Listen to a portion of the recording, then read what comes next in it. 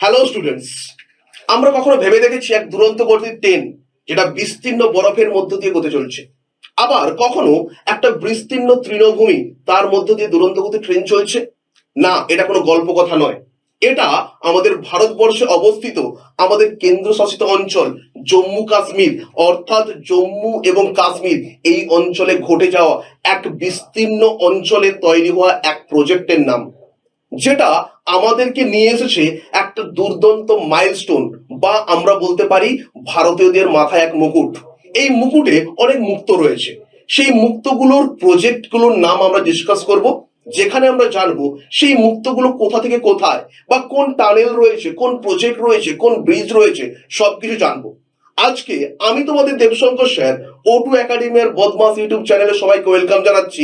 আজকের সেই epic project নিয়ে, যে প্রজেক্টের নাম হচ্ছে USBRL প্রজেক্ট, যার কথার অর্থ হচ্ছে Udhampur Srinagar Baramulla rail link project. এই প্রজেক্ট জানার আগে আমরা জানবো কি, যে এই প্রজেক্টটা হচ্ছে আমাদের ট্রেন্ডিং টপিক, যাকে আমরা পোস্টমর্টম করব।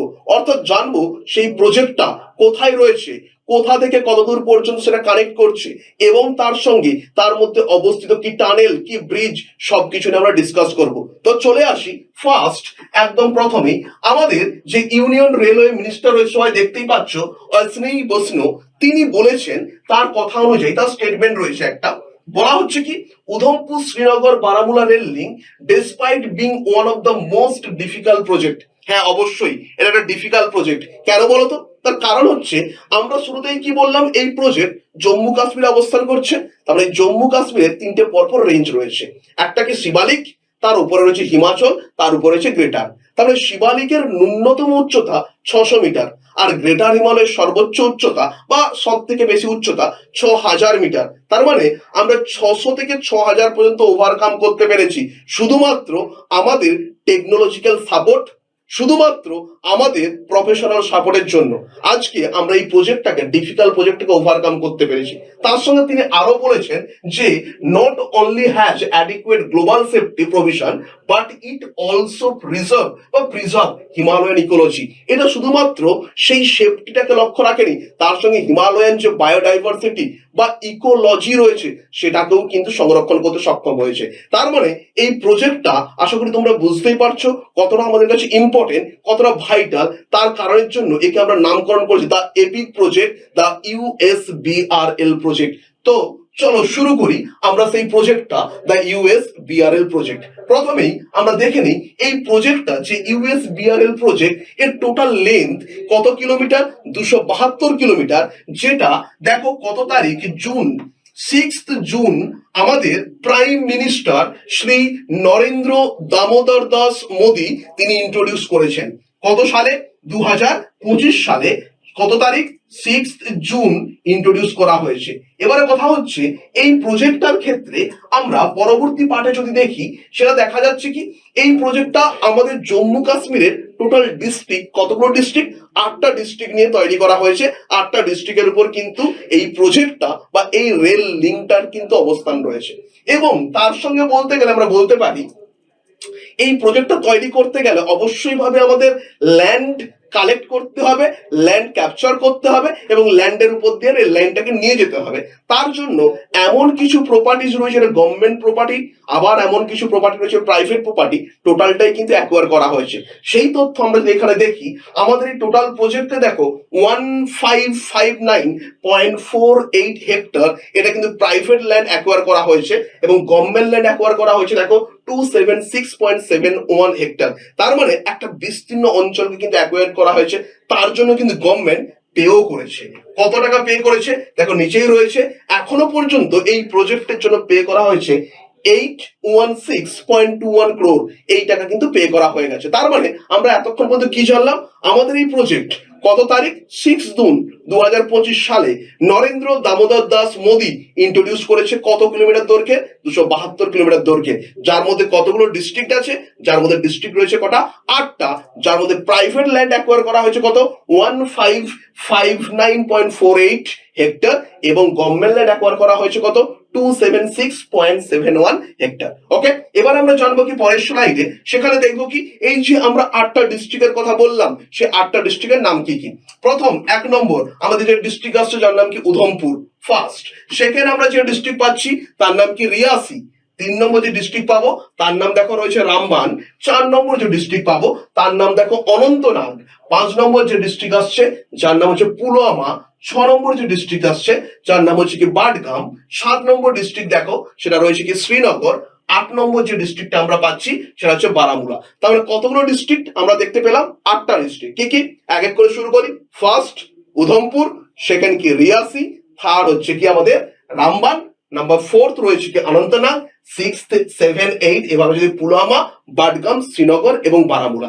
এই হচ্ছে আমাদের টোটাল 8টা ডিস্ট্রিক্টের উপর তৈরি হয়েছে ইউএসবিআরএল প্রজেক্ট। এবার এই প্রজেক্টে এন্টার করার আগে আমরা একটু হিস্ট্রি চেক করব। আমরা জানবো এই প্রজেক্টটাতে যাওয়ার আগে এর আগের ঘটনা কি ঘটেছিল। চলো সেই দিকে আমরা ফিরে যাই। সেই দিকে গেলে ফার্স্ট আমরা 2014 সালের একটা ঘটনা জানবো, যেখানে আমাদের একটা রেল লিঙ্ক করা হয়েছিল। কোন প্লেস থেকে কোন প্লেস দেখো, সেটা বেসিক্যালি আমরা পেয়েছিলাম উধমপুর থেকে কাতরা পর্যন্ত একটা রেলওয়ে লিঙ্ক। আমরা জানি সেই কাতরা যেখানে মাতা বৈষ্ণব দেবী টেম্পল রয়েছে, সেই কাতরা পর্যন্ত কানেক্ট করা হয়েছিল, যেটা কিন্তু ইউএসবিআরএল প্রজেক্টের আন্ডারে। মানে আমরা যদি টোটাল স্ট্রাকচারটাকে ফলো করি তাহলে দেখো এটা আমাদের টোটাল স্ট্রাকচার, যেখানে দিল্লি থেকে শুরু করে আপাতত ভাবে আমরা কতদূর পর্যন্ত যদি বলি, দিল্লি থেকে শুরু করে জম্মু পর্যন্ত এই রেল লাইনটা কিন্তু 1972 সালে চালুই হয়ে গেছিল, যেটা নর্দার্ন জোনের মধ্যে আছে। পরবর্তী জম্মু থেকে উধমপুর এটা কত সালে চালু হয়েছিল? 2005 সালে। আর উধমপুর থেকে কাটরা পর্যন্ত 2014 সালে চালু হয়েছে। তার মানে যদি স্টেপ বাই স্টেপ ফলো করি এখনো পর্যন্ত, তাহলে ফার্স্ট আমরা জানলাম কি দিল্লি থেকে কতদূর পর্যন্ত, দিল্লি থেকে জম্মু 1972 সাল, জম্মু থেকে আমরা উধমপুর 5 সাল 2005 সাল, এবং উধমপুর থেকে কাটরা পর্যন্ত 2014 সাল। তাহলে এটা গেল ফেজ 3টে।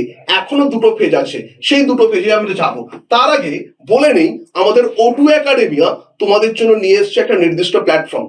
আজকে যদি আমরা বলি আমাদের চাকরির পরীক্ষার জন্য কি দরকার, এক পরিকল্পনা মাফিক ক্লাসরুম এবং তার সঙ্গে দরকার এক পরিকল্পনা মাফিক টিচার, দুটোই আমাদের কাছে অ্যাভেলেবেল। আমরা O2 একাডেমিয়া তোমাদের জন্য নিয়ে এসেছি সেই গেটওয়ে, সেই প্ল্যাটফর্ম, যেখানে আমরা দেব তোমাদের স্বপ্ন পূরণের এক বিস্তীর্ণ রাস্তা। যে রাস্তার মধ্যে আমরা কি কি খুঁজে পাবো? ফার্স্ট 1 নম্বর আমাদের কি রয়েছে দেখো, প্রথম রয়েছে WBCS কম্বাইন। এর মধ্যে আমরা কি পাবো? এর মধ্যে BCS সেই স্বপ্ন যেখানে নীলবাতির গাড়ি ছুটে চলছে, 1 নম্বর। তার সঙ্গে আমাদের কি পাচ্ছি? তার সঙ্গে আমরা যে সেন্ট্রাল এবং স্টেট গভর্নমেন্টের যতগুলো পরীক্ষা আছে, প্রতিটা পরীক্ষার কিন্তু আমরা পুঙ্খানুপুঙ্খ নোটস থেকে ক্লাস থেকে ক্লাসরুম সবকিছু কিন্তু আমাদের এখানে রয়েছে। সেকেন্ড আমরা কি পাচ্ছি? General combined. এখানেও আমরা SSC CGL MTS GD এগুলোর কিন্তু আমরা নোটস পেতে পারি এবং ক্লাস পাবো। তার সঙ্গে কি রয়েছে? নতুন আমাদের অ্যাডিশন রয়েছে ব্যাংক PO এবং ক্লার্কশিপ, যা সামনের মাসে বা সামনের দিনের জন্য এই প্রজেক্টটা কিন্তু আমাদের এসে গেছে, সেটা কিন্তু আমরা আমাদের সামনে তুলে ধরবো। 3 নম্বর 4 নম্বর আসছি ফৌজি এবং পুলিশ আবাসিক। এটা সম্বন্ধে একটু বলে রাখি, আমাদের বর্তমানে নয় অনেকদিন ধরেই চলছে এক আবাসিক কোর্স, যেখানে শুধুমাত্র আমরা ফৌজি এবং আবাসিকদের একটা ট্রেনিং দিচ্ছি। সেই ট্রেনিং এর মধ্যে কি থাকছে? সিস্টেমেটিক ক্লাস, প্রতিদিনের ফিজিক্যাল টেস্ট এবং তার সঙ্গে সিস্টেমেটিক যে নোটস যেটা হওয়া উচিত এক্সাক্ট সেটাই আমরা প্রোভাইড করছি। তার সঙ্গে আরেকটা কথা বলে রাখি, ANM GNM এবং নার্সিং এর জন্য আমরা ক্লাস দিচ্ছি। এই টোটাল প্যাকেজটার জন্য বিস্তীর্ণ জানতে গেলে আমাদের নাম্বার রয়েছে 8335035026। এই নাম্বারে কিন্তু কল করবে। ওকে, তো আজকের মতন আমি কি বললাম, তাহলে এই টোটাল প্যাকেজটা কিন্তু O2 একাডেমিয়ার বদমাস ইউটিউব চ্যানেলের সঙ্গে তোমরা কিন্তু চলতে পারো। আমরা এখানে অনলাইন প্ল্যাটফর্মে তোমাদেরকে এনহান্স করছি, বাট সঠিক রাস্তা, সঠিক ডিটেলস গাইডলাইন এর জন্য কিন্তু অফলাইন হচ্ছে বেস্ট ওয়ে। তার জন্য তোমরা কিন্তু কল করে নে। চলো আমরা পরবর্তী পার্টে যাই, নেক্সট পার্টে যাবো। তাহলে আমরা এতক্ষণ পর্যন্ত কি দেখছিলাম? ফেজেসগুলোর মধ্যে কি কি আছে?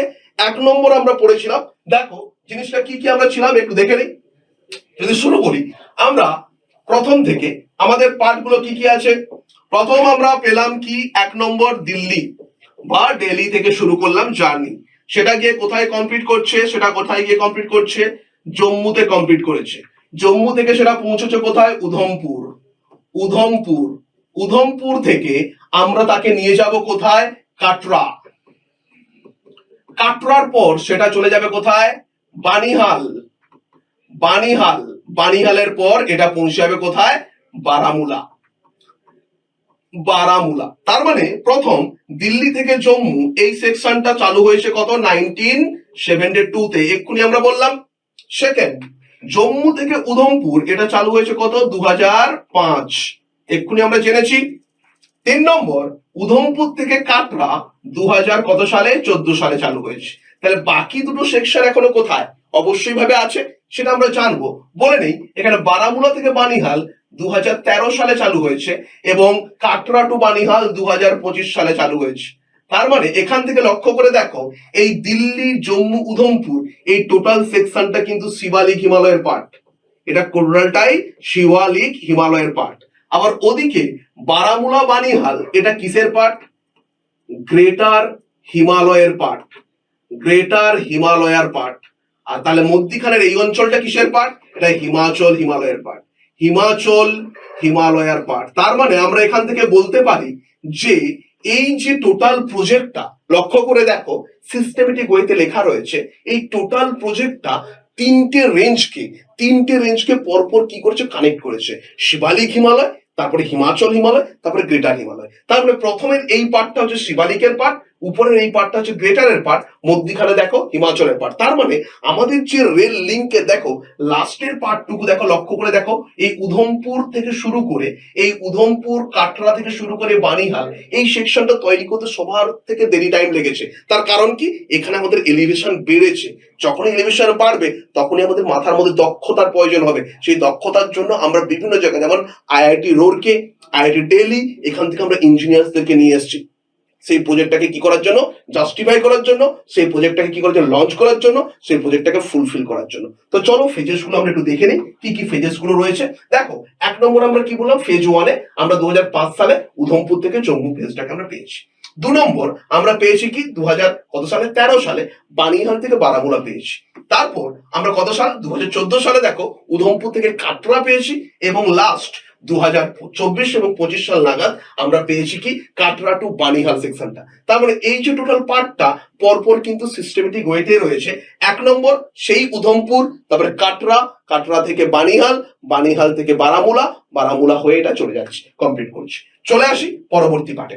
নেক্সট পার্টে যেটা যাব, এটা হচ্ছে আমাদের এই ক্লাসের একটা ফেজ বা একটা গ্রাফিক্যালি প্রেজেন্টেশন, যেখানে আমরা বুঝতে সাহায্য করবে যে এতক্ষণ আমি যে কথাগুলো বললাম, আদতে এই ট্রেন লাইনটা কোথা দিয়ে চলছে, কোন কোন স্টেশনকে কানেক্ট করছে, কোথায় কোন টানেল রয়েছে, কোথায় কোন ব্রিজ রয়েছে, তার একটা সুন্দর গ্রাফিক্যালি প্রেজেন্ট। তো চলো শুরু করি সেই ক্লাসটাই বা সেই পার্টটাই। দেখো, এটা হচ্ছে আমাদের ব্রাউন কালারের যে ম্যাপটা দেখতে পাচ্ছ, এটা হচ্ছে রেলওয়ে রুটকে মেনশন করা হচ্ছে, যার স্টার্টিং পয়েন্ট আমরা কোথা থেকে শুরু করছি? উধমপুর থেকে শুরু করছি। সেই উধমপুর থেকে ফার্স্ট আমরা পৌঁছলাম কোথায়? কাটরাতে, যেটা দেখো কত সালে? 2014 সালে কমপ্লিট হয়েছে। কাটরার পর আমরা পৌঁছলো কোথায়? রিয়াসি স্টেশন। রিয়াসি স্টেশনের এখানেই অবস্থান করে, তারপরে দেখো কাটরা এবং রিয়াসির মধ্যখানে অবস্থান করে সেই ফেমাস আঞ্জি খন্ড ব্রিজ। যে আঞ্জি খন্ড ব্রিজ আঞ্জি রিভারের উপর, আঞ্জি রিভার কার ট্রিবিউটারি? চেনাব রিভারের ট্রিবিউটারি, সে আঞ্জি খান ব্রিজ অবস্থিত। তাহলে কোন দুটো লোকেশনের মধ্যে রয়েছে? কাটরা এবং রিয়াসির মধ্যে অবস্থান করছে। পরবর্তী দেখো, পরবর্তী যে প্রজেক্ট, পরবর্তী যে স্টেশনটা রয়েছে, সেই স্টেশনটাকে আমরা কি বলছি? সালাল স্টেশন। এর মধ্যখানেই রয়েছে যে প্রজেক্ট বা যে আমরা ব্রিজ বলতে পারি, যেটা আমাদের ওই যে মাইলস্টোন, যে আমাদের মুকুটের মুক্তা, সেটাও বলতে পারি। সেটা হচ্ছে কি? আমাদের দ্য চেনাব ব্রিজ। সেই চেনাব ব্রিজের দেখো অবস্থান, দেখো কোন দুটো লোকেশনের মধ্যে রয়েছে। দেখো রিয়াস এবং সালালের মধ্যখানে যে ব্রিজটা চেনাব রিভারের উপর অবস্থান করছে, সেই ব্রিজের নাম কি? চেনাব ব্রিজ। তার মানে কি ফার্স্ট পেলাম কি আমরা? আঞ্জি খান ব্রিজ। যে আঞ্জি খান ব্রিজ কাটরা এবং রিয়াসকে কানেক্ট করে। দেন রয়েছে কি? চেনাব ব্রিজ, যেটা রিয়াস এবং সালালকে কানেক্ট করছে। পরবর্তী আমরা কি পাচ্ছি? দুগ্গা স্টেশন। দুগ্গা স্টেশনের পরে পরে পাচ্ছি আমরা কি? বাসিন্দাধার। তারপরে আমরা পাচ্ছি কি? সানগালডান। সানগালডানের পরে আমরা কি পাচ্ছি? বানিহাল। বানিহালের পরে আমরা দেখো একটা পার্ট, এগেন একটা পার্ট এলো। সেই পার্টটার মধ্যে দেখো আমরা প্রথম পেয়েছিলাম কি? উধমপুর থেকে কাটরা একটা, সেকেন্ড কাটরা থেকে শুরু করে বানিহাল। এটার মধ্যে দেখো কত সাল? 2024 এবং 25 সাল নাগাদ এই পার্টটা আমরা লাস্ট 2025 সালে যেটা তৈরি হয়েছে, এটা হচ্ছে লাস্ট এই পার্টটা যেটা আমরা পাচ্ছি। এর তারপর দেখো ওখানে রয়েছে কাজিগুন্ড। কাজীগুন্ডের পর আমরা পাচ্ছি কি শ্রীনগর, শ্রীনগরের পরে আমরা কি পাচ্ছি বারামুলা। দেখো লাস্ট পরবর্তী বানিহাল থেকে দেখো বারামুলা, তাহলে টোটাল যে ফেজটা এখানে কি কি পেলাম, প্রথম উধমপুর থেকে কাটরা একটা পোর্শন, কাটরা থেকে শুরু করে বানিহাল একটা পোর্শন, বানিহাল থেকে শুরু করে বারামুলা আর একটা পোর্শন। তার মানে এখানে তিনটে পার্টের মধ্যে উধমপুর থেকে কাটরা 2014 সাল, আর ওদিকে দেখো বারামুলা থেকে বানিহাল 2013 সাল। মধ্যখানের এই পার্টটা লক্ষ্য করে দেখো, এখানে রয়েছে শিবালিক, এখানে রয়েছে গ্রেটার, মধ্যখানে টোটাল হিমালয়কে কাট করে তৈরি করা হয়েছে।